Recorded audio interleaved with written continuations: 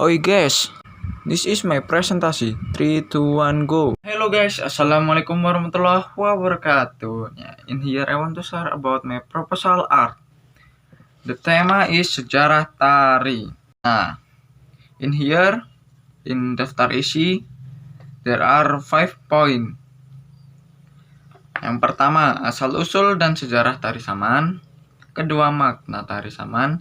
Ketiga, fungsi tari saman. Keempat, penyajian tari saman. Dan kelima, keunikan tari saman. Nah, langsung saja kita masuk ke daftar isi yang pertama. Nah, jadi asal-usul dan sejarah tari saman. Di antara beragamnya seni tari adat yang berasal dari suku-suku di Indonesia, tari saman merupakan salah satu tari yang masuk dalam kategori sangat unik. Nah, keunikan tari saman bukan hanya terletak pada gerakan penarinya yang kompak, melainkan juga pada harmonisasi lagu dan paduan suara yang mengiringinya. Nah, keunikan ini pula yang membuat tari asal Aceh ini menjadi sangat terkenal, bukan hanya di dalam negeri, bahkan di luar negeri ya guys ya. Nah, jadi tari saman merupakan sebuah tarian asal Gayo, Aceh yang mulai dikembangkan pada abad ke-14 oleh seorang ulama besar bernama Syekh Saman. Nah, tarian ini awalnya hanya sebuah permainan rakyat biasa yang bernama Poane. Nah, kita langsung masuk saja yang kedua ya. Jadi makna tari saman. Tari saman adalah jenis tarian memerlukan gerakan kerjasama ya guys ya. Nah, selain gerakan yang unik, tari ini juga menjadi media penyampaian nasihat, pesan dan dakwah kepada masyarakat atau pesan moral dan makna filosofi yang dapat diambil dari tarian ini. Misalnya tentang ilmu agama, pendidikan, dan lain-lain. Nah, meski memiliki gerakan yang sederhana, namun tari saman oleh masyarakat luar negeri lebih populer dibandingkan tari kecak dan tari pendek.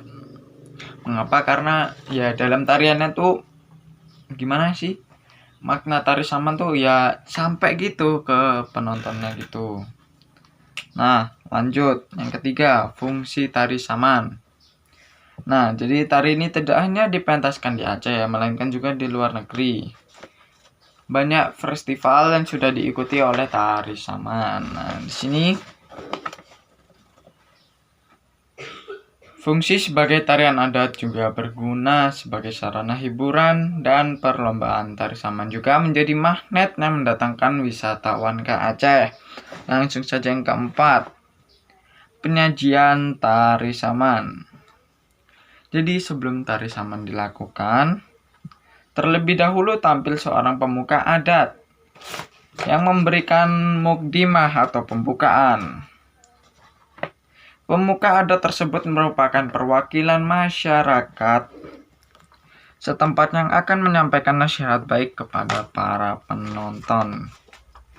Nah, biasanya tari saman itu dilakukan oleh 10 orang atau lebih dengan komposisi 8 orang penari dan 2 orang pemimpin.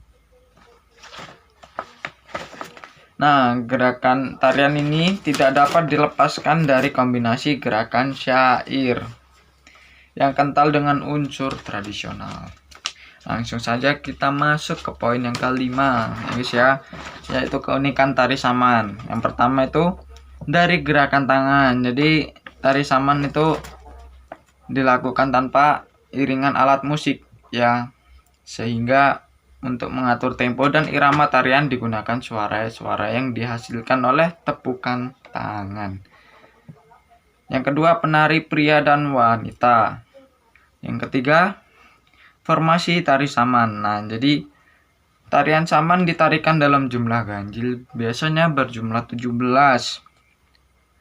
Penari nomor 1 dan 17 pada formasi ini disebut sebagai penumpang.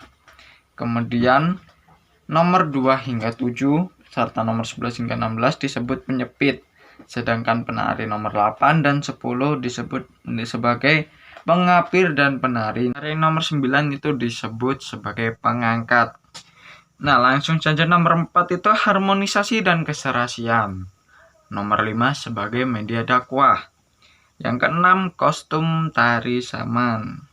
Ada 3 bagian kostum pada tari saman. Nah, yaitu bagian kepala yang bernama bulung teleng. Pada bagian badan berupa baju kerawang serta kain sarung atau jari. Dan bagian tangan merupakan topeng gelang dan sapu tangan. Nomor 7, warisan dunia oleh UNESCO. Oke teman-teman, sekian video presentasi dari saya. Wassalamualaikum warahmatullahi wabarakatuh. Dadah.